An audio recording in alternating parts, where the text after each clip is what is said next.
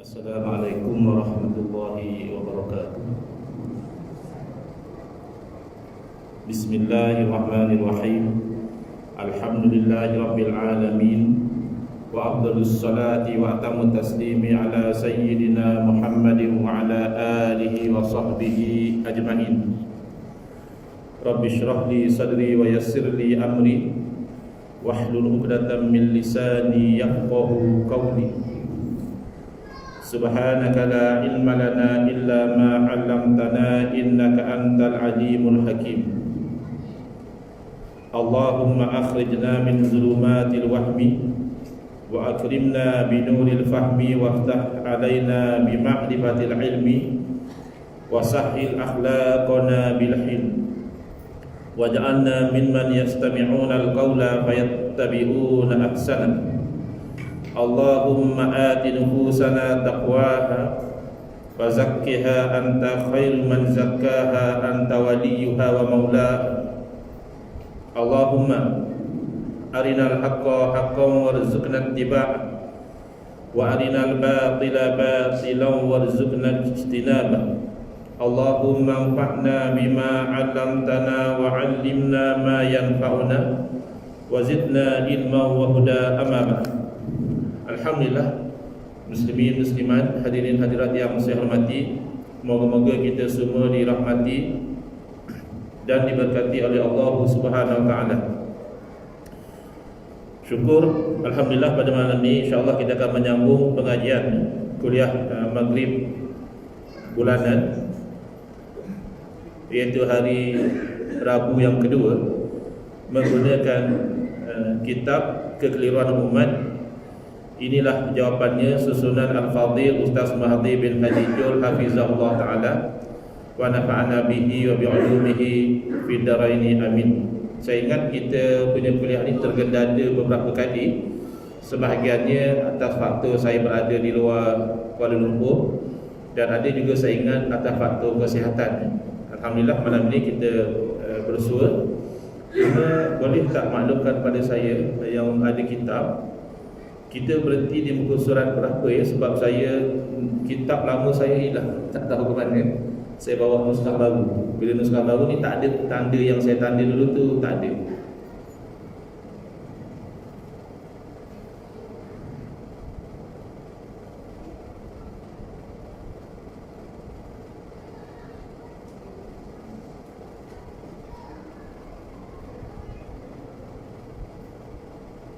Sementara jemaah melihat di muka berapa, kita refresh balik pengajian-pengajian kita yang lalu, iaitu kita masih lagi dalam bab yang pertama berkaitan tentang tajuk bid'ah ya. Ustaz Mahathir masukkan sebagai bab yang pertama kerana banyak berlaku kekeliruan di kalangan umat Islam tentang masalah bid'ah ini, yang kekeliruan itu melarat kepada perbalahan. Sebahagian umat Islam menuduh umat Islam yang lain sebagai pelaku bid'ah yang sesat. Jadi penting untuk kita faham, pertama, bid'ah itu dari segi bahasa, apa sahaja yang baru yang dahulunya tidak dilakukan, tak kisahlah baik atau buruk, dalam urusan dunia atau dalam urusan agama, asalkan dahulu tidak pernah dilakukan, maka namanya bid'ah dari segi bahasa. Sementara dari segi istilah, cuba muka surat 8. Oh, tak banyak lagi ya kita. Mana baru lepas hukum bid'ah ya. Okey, baik. Jadi dari segi istilah, para ulama mempunyai dua pendekatan. Satu pendekatan yang luas dan umum, satu lagi pendekatan yang sempit dan khusus. Ulama yang mengambil pendekatan yang luas dan umum mentakrifkan bid'ah dari segi syarak, apa sahaja perbuatan yang tidak dilakukan di zaman Nabi SAW dinamakan bid'ah. Lepas itu barulah mereka cek, mereka semak bid'ah itu adakah melanggar mana-mana hukum, adakah bercanggah dengan syarak ataupun tidak. Kalau tidak melanggar hukum, kalau tidak bercanggah dengan syarak, maka dinamakan bid'ah hasanah. Kenapa bid'ah? Kerana baru, zaman Nabi tak ada. Kenapa hasanah? Kerana tidak melanggar hukum. Sekiranya mereka dapati perkara baharu itu melanggar hukum, maka dinamakan bid'ah yang sayyi'ah. Bid'ah berarti baru, sayyi'ah berarti buruk. Jadi secara umum dibahagi kepada dua. Kemudian ada juga ulama yang membahagikan bid'ah secara khusus, iaitu kalau perkara baharu itu ada dalil yang menyokongnya, tidak dinamakan bid'ah langsung dari awal. Yang dinamakan bid'ah hasanah oleh ulama yang pertama tadi, tidak dinamakan bid'ah langsung oleh ulama yang mengambil pendekatan yang khusus. Sementara yang dinamakan bid'ah sayyi'ah, bid'ah buruk, oleh ulama pendekatan yang pertama, itulah yang disebut bid'ah oleh ulama pendekatan yang kedua. Kerana mereka telah menyempitkan bid'ah itu hanya kepada yang tak ada dalil, maknanya yang buruk saja, itu nama bid'ah. Kalau yang baik, jangan namakan bid'ah dari awal. Jadi hanya beza pada penamaan, tapi natijah akhirnya sama, iaitu sama-sama bersetuju ada perkara baharu yang tidak haram kita melakukannya. Bukan semua perkara baharu itu haram. Kemudian di muka surat 7 kita dapati ada ulama yang membahagikan secara lebih terperinci, iaitu dibahagikan bid'ah menurut hukum. Oleh kerana hukum syarak itu ada 5: wajib, sunat, haram, makruh dan harus. Wajib kita disuruh buat tanpa ada pilihan, mesti kena buat. Kalau tak buat berdosa. Sunat kita disuruh buat tapi masih ada kelonggaran, maknanya kalau tak buat pun tak berdosa. Haram kita disuruh meninggalkan, jangan buat, dan tak ada pilihan, kalau buat juga berdosa. Kalau makruh kita disuruh meninggalkan, jangan buat, tapi masih ada kelonggaran, sekira-kira kalau buat tidaklah sampai berdosa. Itu namanya makruh. Dan kalau diberi pilihan, nak buat boleh, tak nak buat pun tak apa, itu namanya harus. Dalam bahasa Arab disebut mubah. Mubah. Baik. Ini 5 hukum syarak. Jadi oleh itu, perkara baharu apabila ditimbang atas neraca hukum, dia akan jadi 5 juga. Kalau perkara baharu itu wajib kita buat, itu bid'ah yang wajib. Contoh yang diberikan dalam kitab ini adalah belajar nahwu. Nahwu makna grammar, tata bahasa Arab bagi orang yang nak memahami Quran dan hadis. Padahal zaman Nabi SAW, Nabi tak belajar nahwu, sahabat tak belajar nahwu. Kerana apa? Kerana nahwu ni, tata bahasa Arab ni sudah ada dalam diri mereka. Mereka dari kecil bercakap Arab dengan nahwu. Tetapi selepas agama Islam berkembang, ramai orang yang bukan Arab masuk Islam. Mereka tak boleh faham Quran dan hadis kalau mereka tak belajar nahwu. Jadi datanglah kaedah dalam bahasa Arab disebut ma la yatimul wajibu illa bihi fahuwa wajib. Apa satu perkara yang tak sempurna sesuatu kewajipan kecuali dengan perkara tersebut, maka perkara tersebut menjadi wajib. Yang wajib sebenarnya bukan belajar nahwu. Yang wajib adalah beramal dengan Quran dan Sunnah. Boleh tak beramal dengan Quran dan Sunnah kalau tak faham Quran dan Sunnah cakap apa? Tak boleh.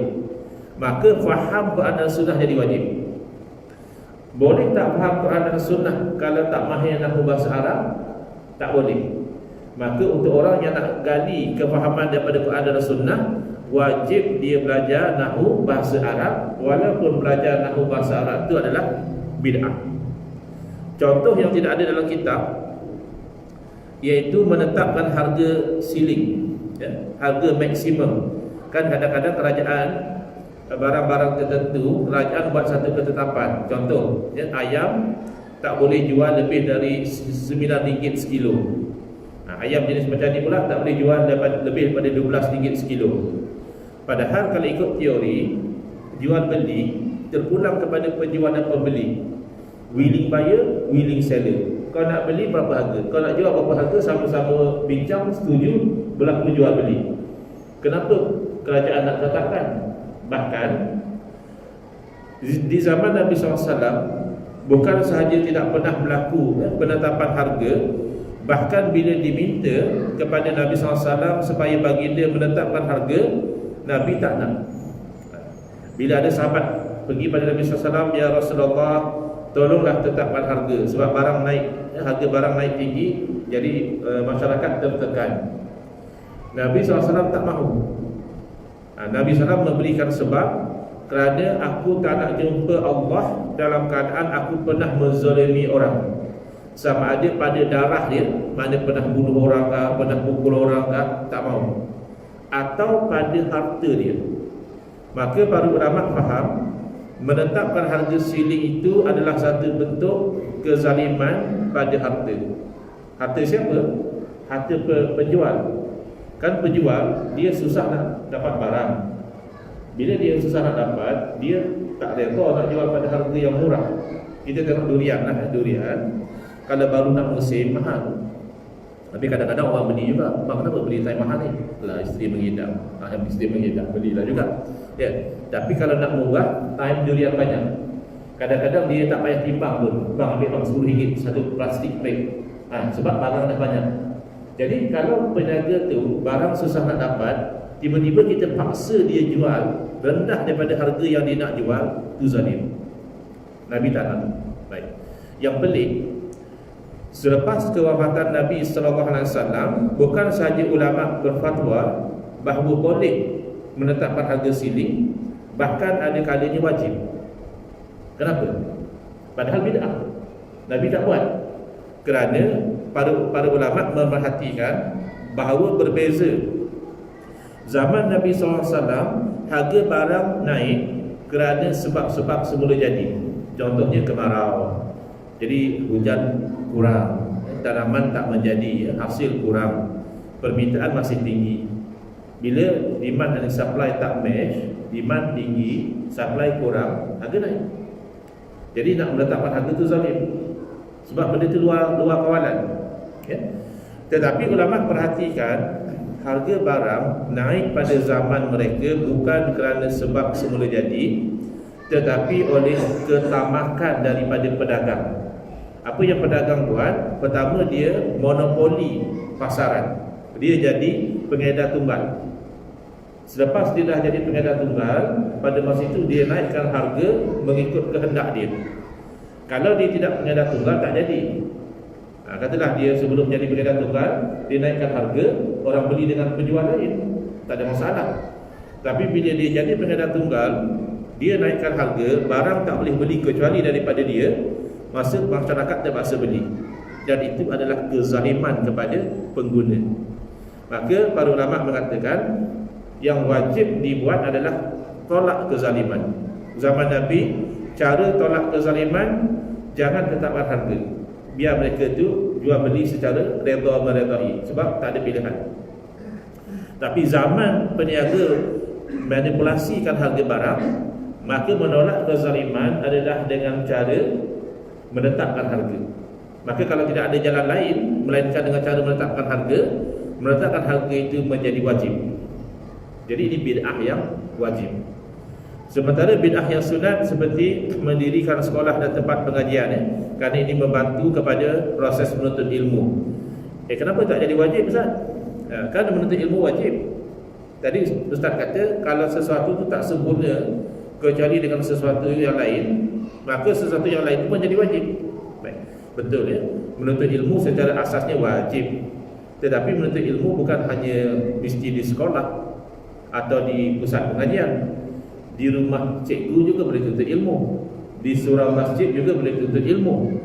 Bahkan dahulu-dahulu orang dengan mengaji di masjid pun boleh jadi alim.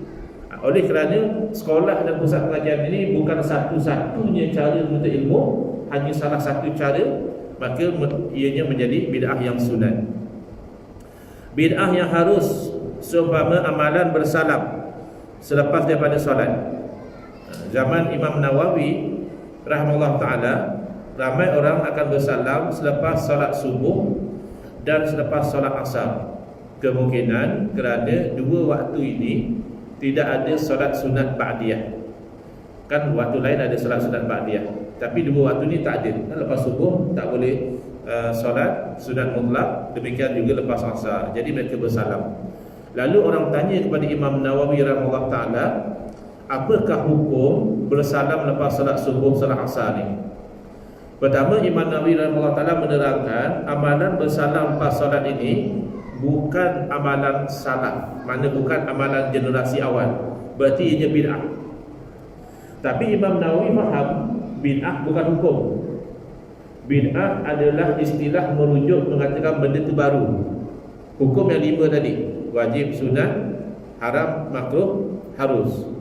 Jadi Imam Nawawi memerhatikan bahawa tidak ada di sana dalil yang jelas memerintahkan supaya orang bersalam lepas solat. Tak ada. Kalau ada dalil menyuruh bersalam lepas solat, kemungkinan bersalam lepas solat itu wajib atau sunat, sebab disuruh. Tak ada.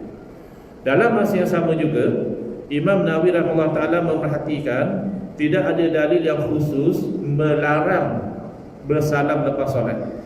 Kalaulah ada dalil yang melarang bersalam lepas solat, mungkin hukumnya haram atau makruh kerana dilarang. Jadi sudah ternafi wajib dan sunat kerana tak ada dalil menyuruh, telah ternafi haram dan makruh kerana tidak ada dalil melarang, tinggal tersisa satu lagi hukum, namanya harus.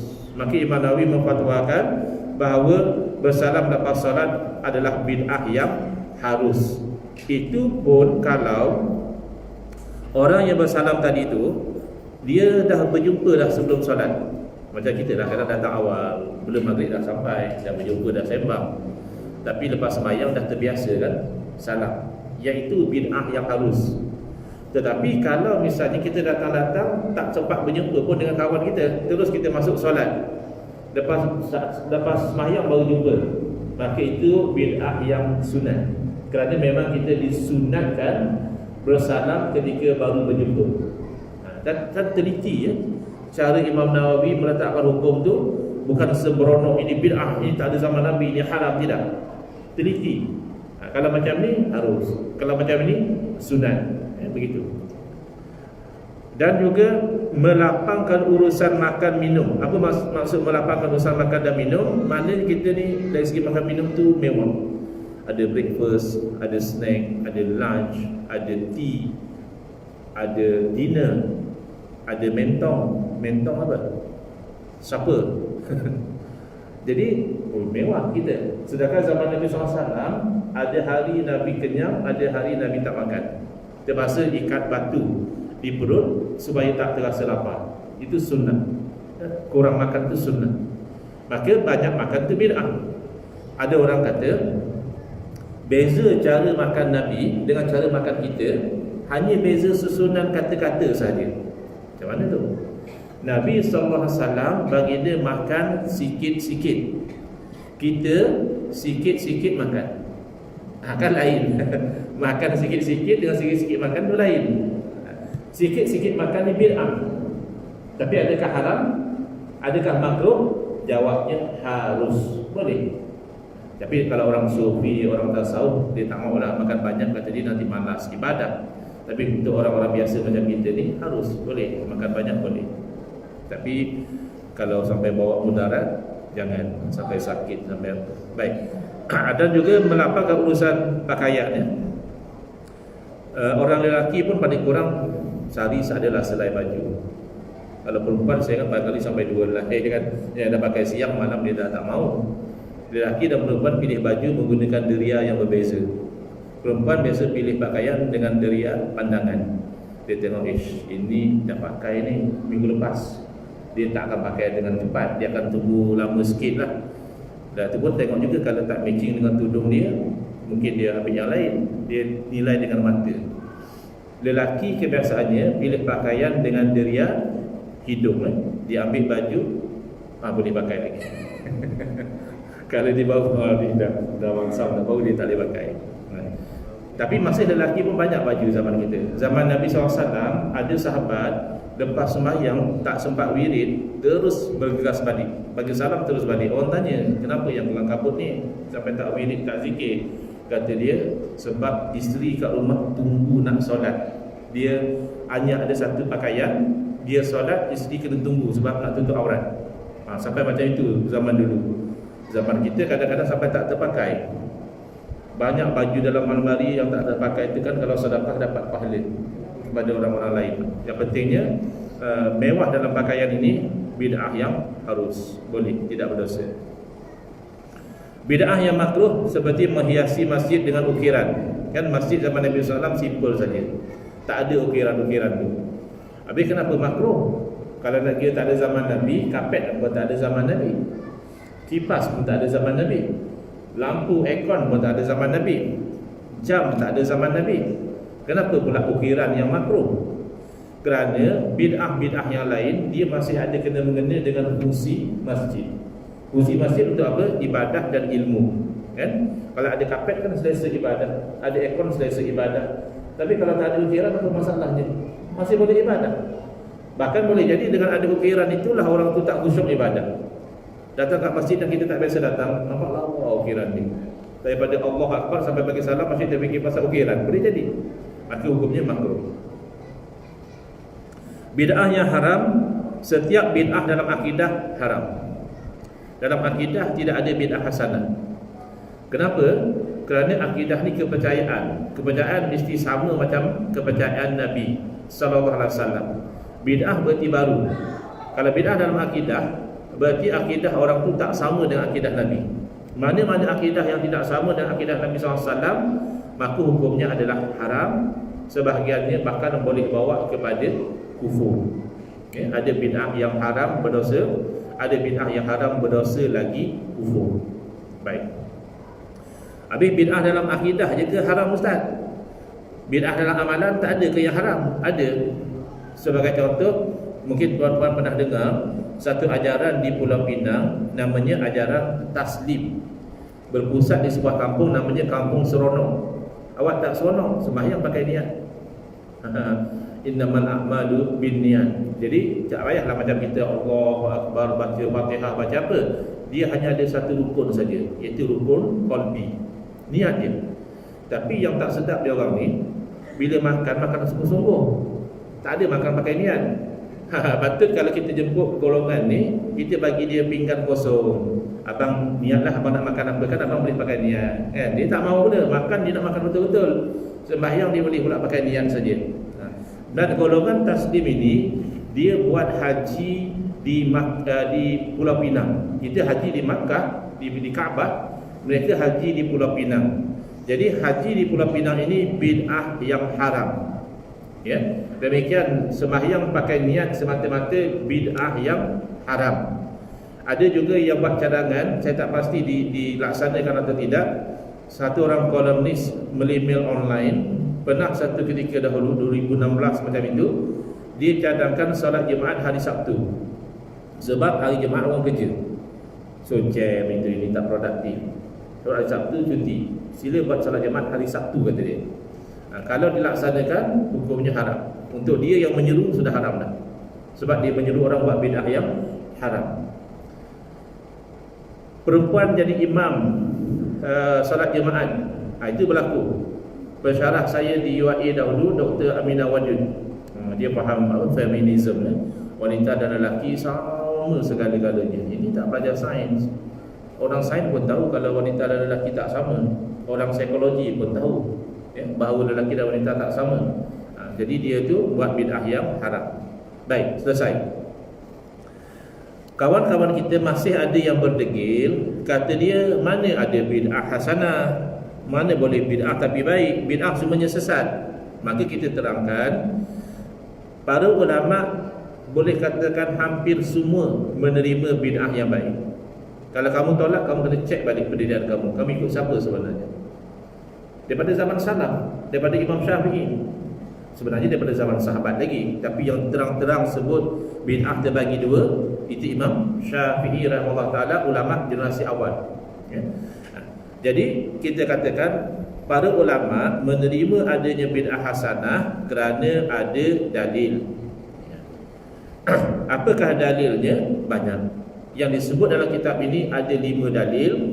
Satu dari ayat suci Al-Quran, 3 daripada hadis Nabi sallallahu alaihi wasallam, dan 1 dari ashar. Athar yakni perkataan dan perbuatan sahabat Nabi radhiyallahu anhum ajma'in. Baik. Dalil daripada ayat Al-Quran yang ada kitab boleh buka muka surat 10 Suratul Hadid ayat 27. Allah Ta'ala berfirman wa rahbaniyatan. Asalnya bacaannya dengan tanwin mati, nun mati, wa rahbaniyatan. Masalahnya perkataan selepas itu berbunyi dengan ba mati. Jadi mati bertemu dengan mati tak berbunyi. Ya. Maka terpaksa dihidupkan balik tanwin tadi, nun mati tadi dengan baris bawah. Bacaannya wa rahbaniyatan ibtada'uha. Rahbaniyah apa dia? Cara hidup sebagai rahib, pendeta, ya, iaitu fokus kepada ibadah, tak sibuk dengan urusan dunia. Itu namanya rahbaniyah.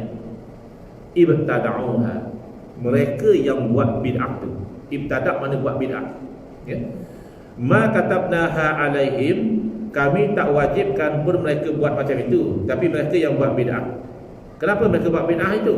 Illa ibtigha'a ridwanillah, tidak ada tujuan lain kecuali nak dapat ridha Allah.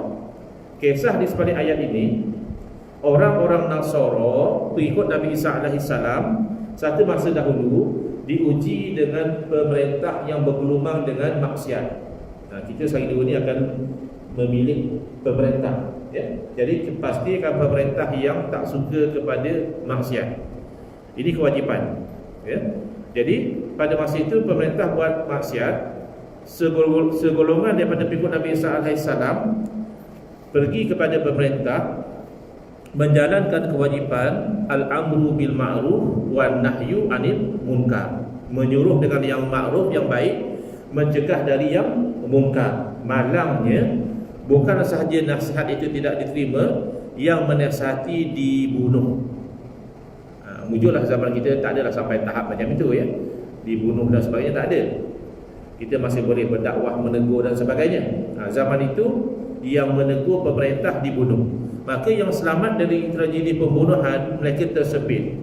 Kalau hidup dalam masyarakat tak tegur perbuatan maksiat, agama rosak. Kalau tegur perbuatan maksiat, nyawa melayang. Sedangkan agama dan nyawa dua benda yang perlu dijaga. Maka mereka innovate. Innovate adalah bid'ah. Mereka reka satu cara hidup. Kita duduk jauh dari masyarakat, tepi gunung ke, tepi hutan ke, kita buat hal kita, kita ibadat, supaya kita tidak terlibat dengan maksiat mereka dan nyawa kita tu selamat. Baik. Apa kaitan dengan bid'ah hasanah? Apa kaitan? Kaitannya adalah fama ra'auha haqqa ri'ayatiha. Selepas dah elok mereka hidup rahbaniyah, fokus kepada ibadah, tak terlibat dengan maksiat, mereka tidak lagi memenuhi hak-hak, tidak lagi memelihara yang sepatutnya mereka buat dalam hidup rahbaniyah itu. Lalu Allah keji mereka. Tengok, ya, logiknya apa? Kalau satu orang tu meninggalkan perkara yang buruk, dia dipuji atau dikeji? Dulu dia ni kaki minum, kaki judi, kaki pukul orang dan sebagainya, ditimpakan satu penyakit, dia berubah. Dia sudah tinggalkan, tak minum arak lagi, tak berjudi lagi, tak pukul orang lagi. Dipuji atau dikeji? Dipuji. Sebab dia tinggal benda buruk. Satu orang dahulu baik orangnya, rajin bersedekah, mesra, tak sombong, rajin sembahyang berjemaah di masjid surau, tiba-tiba Allah uji dengan pangkat dan jawatan, sudah jadi sombong, sudah tidak sembahyang lagi. Dipuji atau dikeji? Dikeji. Kenapa dikeji? Kerana dia meninggalkan perbuatan yang baik. Jadi di sini Allah keji orang-orang Nasara bila mereka meninggalkan cara hidup rahbaniyah. Berarti cara hidup rahbaniyah itu baik, sedangkan cara hidup rahbaniyah itu bid'ah. Quran yang sebut ibtada'uha, mereka yang buat bid'ah itu. Berarti dengan nas Al-Quran ada bid'ah yang baik. Sebab itulah Al-Imam Al-Qurtubi rahimahullah ta'ala menjelaskan bahawa ayat tersebut menjadi dalil pertama, setiap perkara yang baharu namanya bid'ah. Yang kedua, sayugia, maknanya sepatutnya lah bagi mana-mana orang yang buat bid'ah yang baik, dia perlu mengekadi, dia perlu istiqamah, supaya tak jadi macam orang Nasara ni. Dah buat bid'ah baik, lepas tu tak istiqamah, Allah label mereka sebagai orang fasik. Jadi ini dalil daripada ayat Al-Quran. Kalau orang tanya macam mana kamu boleh kata ada bid'ah hasanah, kita jawab antaranya kerana ikut Al-Quran. Ya, baik. Setakat itu ada sebarang soalan. Kita ada masa dalam 3 minit lagi sebelum masuk waktu Isyak. Okay. Kalau tak ada, saya cuba pergi kepada dalil yang kedua, iaitu hadis Nabi sallallahu alaihi wasallam, man ahdatsa fi amrina hadza ma laisa minhu fahuwa raddun. Barang siapa yang mengadakan satu perkara baharu dalam urusan kami, yakni dalam urusan agama, apa yang bukan dari agama maka tertolak. Hadis yang sama dijadikan hujjah dan dalil oleh orang yang tolak bid'ah hasanah. Dia kata tak ada bid'ah hasanah, kerana Nabi SAW bersabda, barang siapa yang mengadakan satu perkara baharu dalam urusan kami ini maka tertolak. Dia terjemah tak habis. Kita dalam memahami hadis ini ikut para ulama menggunakan apa yang dipanggil mafhum mukhalafah. Mafhum sesuatu yang difahami, ya, impliedly understood. Mantuk sesuatu yang diucapkan, expressly mentioned, itu mantuk. Mafhum dalam contohnya, sebelum kita pergi pada hadis, contohnya kalaulah imam buat pengumuman sebelum solat, kata imam, mohon jemaah yang berusia tak lebih dari 40 tahun lepas solat tunggu sejenak dalam surau, ya. Jemaah yang berusia tak lebih dari 40 tahun lepas solat nanti tunggu sekejap. Lalu datang satu orang jemaah yang berusia 60 tahun. Dia kata kepada imam, imam saya ni umur dah 60, saya kena tunggu ke tidak? Dia tanya macam itu. Lalu imam cakap, bukankah saya dah buat pengumuman tadi? Lalu dia jawab, dia kata, yalah, imam buat pengumuman yang tak lebih 40 tahun sila tunggu. Yang lebih 40 tahun imam tak cakap pun kena tunggu ke tidak. Jadi imam tu terfikirlah, fahamlah, jadi kalau dah saya kata kurang 40 sila tunggu, lebih 40 tak payah cakap lah, maknanya tak payah tunggulah. Itu mafhum mukhalafah, kefahaman sebaliknya. Apa kaitan mafhum mukhalafah dengan hadis ini? InsyaAllah kita sambung pada kuliah yang akan datang. Bismillahirrahmanirrahim. Alhamdulillahirabbil alamin wassalatu wassalamu ala asyrafil anbiya'i wal mursalin wa ala alihi wa sahbihi ajma'in. Allahumma shrah sudurana wa ahsin akhlaqana wa ahsin ujurana wa nawwir qulubana bi nuri hidayatika kama nataqta bi nuri syamsika abadan abada bi rahmatika ya arhamar rahimin. Walhamdulillahirabbil alamin. Amin ya rabbal alamin. Wal afu minkum.